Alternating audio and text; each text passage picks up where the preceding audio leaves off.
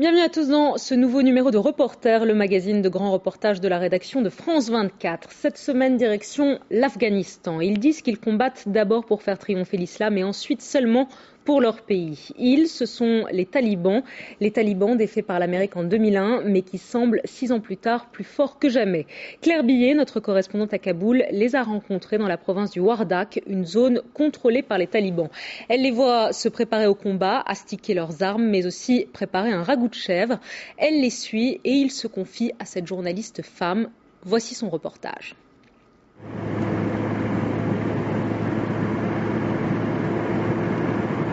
« 5 heures du matin, notre voiture est sortie de Kaboul, la capitale afghane. Nous partons retrouver un important commandant taliban qui a accepté de nous rencontrer dans la province du Wardak.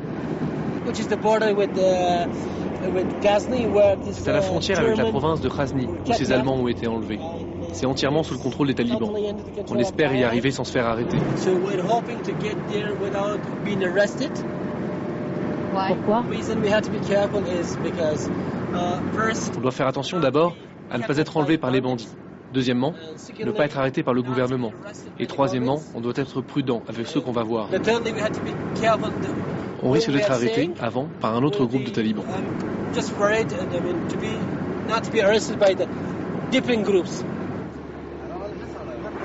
Le journaliste afghan qui me guide me demande de porter la burqa pour ne pas être reconnu. Pour un homme, ce serait bien plus difficile, parce qu'un étranger, un homme étranger, peut être facilement reconnu de loin et facilement kidnappé. Depuis les derniers enlèvements d'étrangers, presque personne ne veut se risquer à prendre cette route. Elle se dirige vers le sud, vers Kandahar, et c'est une des plus dangereuses du pays. Les convois militaires afghans, américains ou de l'OTAN y sont pris en embuscade. Les camions transportant le ravitaillement très souvent attaqués, et après une bonne heure de route, on commence à en voir les traces. C'est quoi ça ? C'est un camion qui approvisionne les étrangers. Il a été attaqué par le groupe que nous allons voir. Plus on se rapproche de notre destination, plus on voit que cette route est une zone de combat, une ligne de front. Ce conteneur aussi a été brûlé.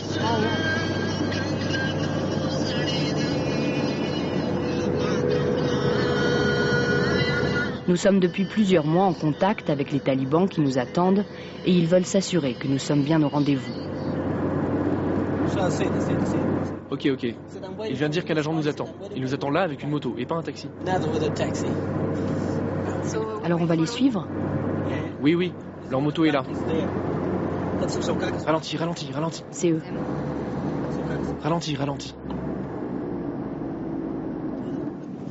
2 hommes nous attendent sur le bord de la route. Ce sont nos guides qui doivent nous escorter jusqu'au commandant taliban et son groupe.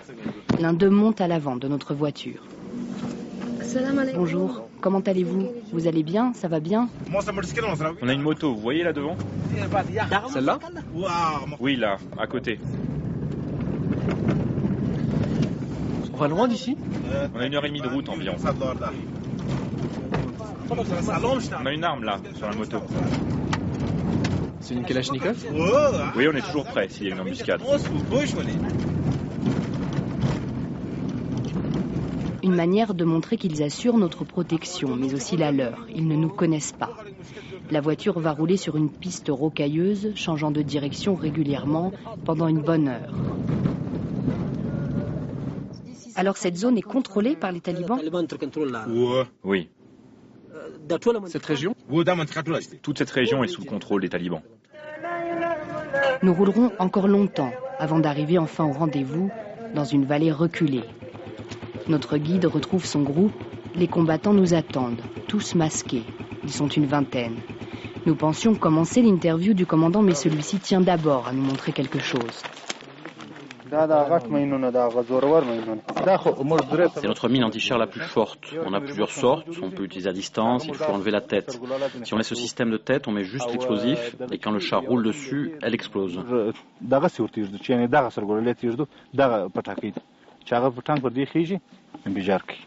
Si on enlève ça, on met un système électronique et elle peut exploser à distance. On le fait quand on est loin, dans une vallée reculée, comme ici.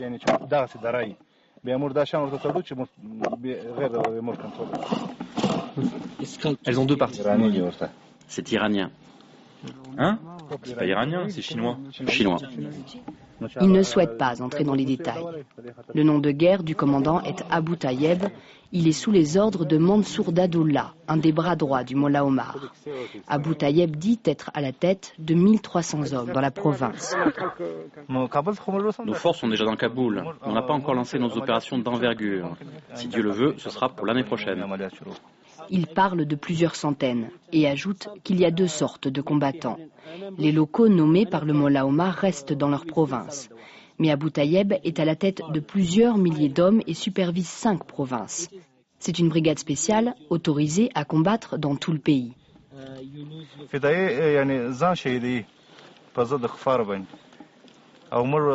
Un fédaï, c'est une personne qui combat les soldats étrangers. C'est une arme très utile pour les moudjahidines. Ça veut dire qu'on peut faire des attentats suicides, qu'on peut perdre nos jambes, nos mains, nos pieds. On est prêt à utiliser toutes les techniques. Nous sommes des fédaïs ici, les fédaïs des talibans. Traduction, fédaï veut dire celui qui est prêt à mourir. Mais les hommes utilisent rarement le mot taliban, mais plutôt fédaï ou moudjahidine, combattant au nom de la religion. Il n'y a pas de frontière entre les musulmans, on est tous frères. Et Dieu merci, on a des moudjahidines irakiens avec nous. Comme cet homme-là, il est irakien. Il est le seul à ne pas cacher son visage. Il est irakien. Il ne parle pas pachtoun. Non, il ne veut pas parler. Il parle arabe. Non, il ne veut pas parler. Quels que soient les liens qu'ils entretiennent, les contacts avec les pays voisins sont évidents.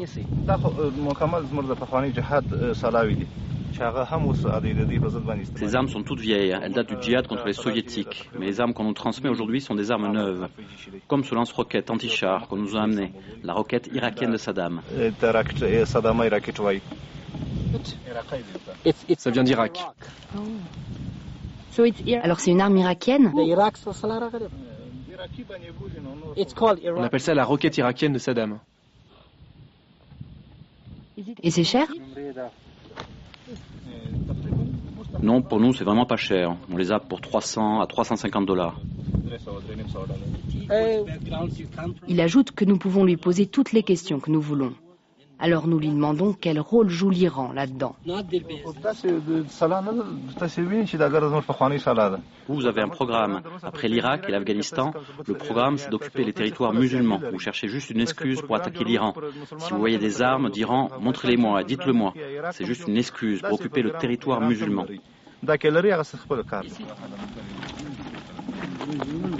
L'interview prend fin, il est temps de ranger l'équipement. Pour le groupe, aujourd'hui est un jour de repos.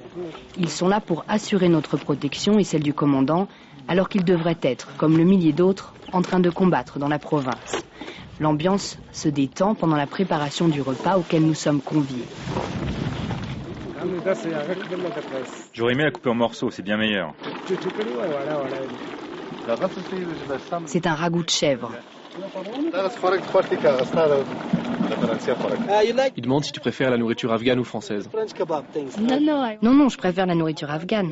Non, c'est meilleur, c'est de la nourriture djihadiste.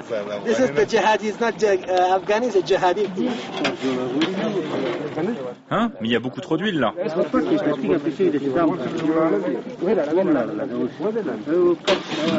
Prenez la nappe en plastique et amenez-la. Et amenez les coussins là-bas aussi. Alors, lequel mange le plus ici? Regarde ça.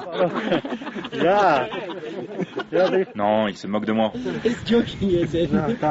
Et ça, c'est une dague, ça? Vous savez, on mange beaucoup parce qu'on marche beaucoup aussi. Les hommes sont décontractés, et pour une bonne raison. Toute la région est contrôlée par les talibans, et pas seulement ici. Il y a plusieurs brigades. Tous les gens d'ici nous aident. S'ils ne le faisaient pas, on ne pourrait pas être là. Un seul se tient toujours très loin de nous. C'est l'Irakien. Le commandant nous apprend alors que l'homme a choisi d'être kamikaze et qu'il attend son départ. Oui, il prie tout le temps. Moi, je lui parle en arabe et les autres par signes. Ces arabes sont mes gardes spéciaux. Nous faisons tous la prière comme lui. Nous sommes tous prêts à mourir. Il n'y a pas de différence entre celui qui meurt par balle ou celui qui veut se faire exploser. On prie tous de la même façon. Nous n'en saurons pas plus, mais Abou Tayeb dit qu'il a de nombreux combattants arabes sous ses ordres et que c'est leur choix d'être kamikazes.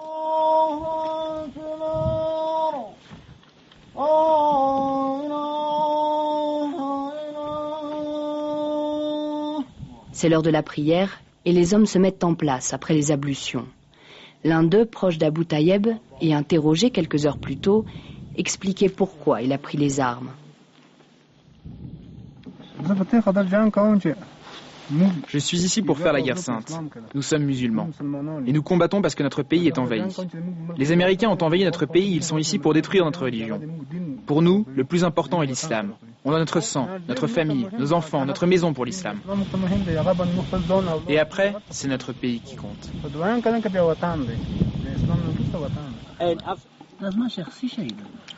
Nous déjeunons au milieu du groupe, à côté du commandant, et on sent qu'il commence à nous faire confiance. Nous allons rester avec eux.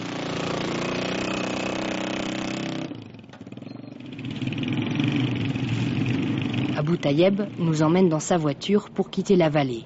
Il nous ramène dans une de leurs maisons, caméra éteinte, pour qu'on ne puisse pas reconnaître les lieux. Dans le passé, les soldats russes ont tué beaucoup de gens, ils ont laissé des charniers, ils s'en moquaient. Mais au moins, ils ne nous insultaient pas. Les Afghans n'ont pas peur de mourir, vous savez, mais ils ne veulent pas être insultés, culturellement, religieusement et politiquement.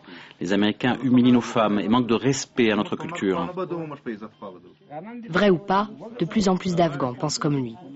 Avant de dormir, nous préparons le programme du lendemain. Je veux visiter une école de la province. Dans le sud du pays, de nombreuses écoles ont été brûlées par des talibans qui disent refuser l'éducation non religieuse. Les hommes du Wardak nous y conduisent donc au petit matin. Ici, plus de 500 garçons étudient sous la houlette d'une quinzaine de professeurs. Je m'appelle Mohamed Soub et j'apprends l'anglais. C'est difficile ? Non. Ça fait 3 ans que les élèves de cette classe, entre 14 et 17 ans, apprennent l'anglais. Le directeur de l'école explique pourquoi ils ont certaines lacunes. Nos enseignants perçoivent un salaire du gouvernement, mais nous avons bien des problèmes. Beaucoup de choses nous manquent. Nous manquons d'enseignants qualifiés et de matériel. Par exemple, ce sont les élèves qui achètent leurs livres. 2 fois 2 4. L'équipe nous fait faire le tour des classes, accompagnée de plusieurs talibans qui les connaissent bien. Ici, les enfants suivent l'enseignement général, comme dans le reste du pays. Dès la première classe, ils étudient la religion, la géographie, l'histoire, la chimie, la biologie, la physique, les maths.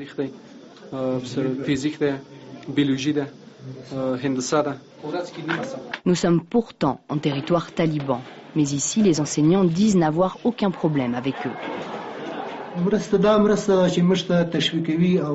Pour l'instant, ils nous encouragent à continuer l'éducation. Nous n'avons reçu aucun avertissement ou aucune menace d'eux.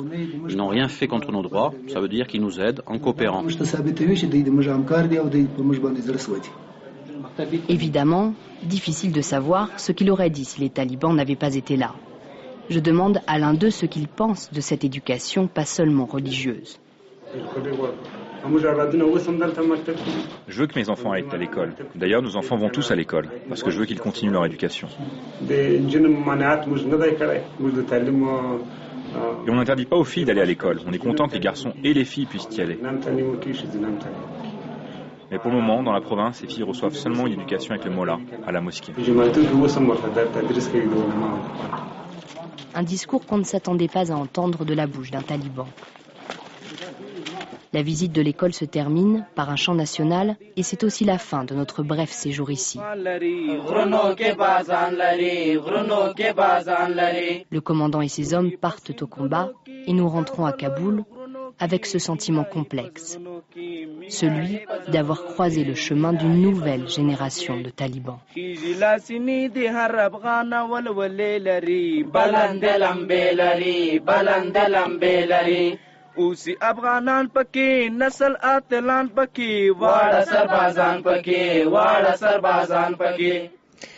Voilà, nous retrouvons à présent Claire Billet en duplex de Kaboul. Claire, votre reportage fait tomber quelques préjugés sur les talibans. On les voit préparer leur dîner, discuter avec leurs enfants.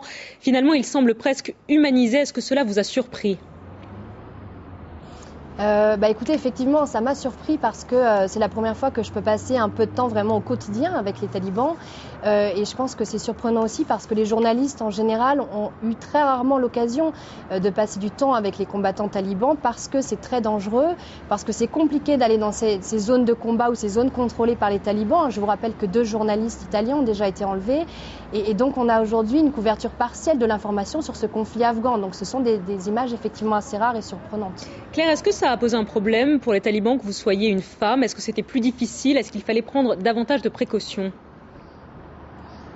Écoutez, contrairement à ce qu'on peut penser, non. En fait, moi, j'ai eu l'impression que c'était plus facile. Quand je suis arrivée, c'est eux qui m'ont demandé d'enlever la burqa parce qu'ils ont vu visiblement que ça me gênait.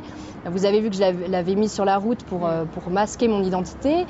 Ils ont été très polis, très respectueux avec moi. Le fait que je sois une femme ne nous a pas empêchés de parler et de discuter. Et donc, je pense que ça a plutôt été un atout. Ils m'ont d'ailleurs dit qu'ils ne m'avaient pas bandé les yeux, qu'ils n'avaient pas fouillé mes affaires parce que j'étais une femme. Et puis, j'ai eu tout le champ libre avec ma caméra. Un mot sur un des moments forts de votre reportage, c'est votre rencontre avec le kamikaze irakien. Comment est-ce que vous avez trouvé cet homme qui s'attend à se faire sauter, comment est-ce qu'il attend le martyr ? Écoutez, le problème c'est qu'on n'a pas pu aller parler à cet homme. Il voulait pas du tout nous parler. Ce que j'ai vu, c'est qu'il était en train de prier régulièrement, qu'il se tenait toujours à l'écart de nous et qu'il voulait ne pas masquer son identité parce que visiblement il était prêt à mourir. Alors après, pour des questions de déontologie journalistique, vous avez vu que j'ai flouté son visage parce que nous devons rester témoins de l'événement et ne pas intervenir. Merci beaucoup Claire Billet, merci pour ce reportage exclusif au cœur du monde des talibans en Afghanistan.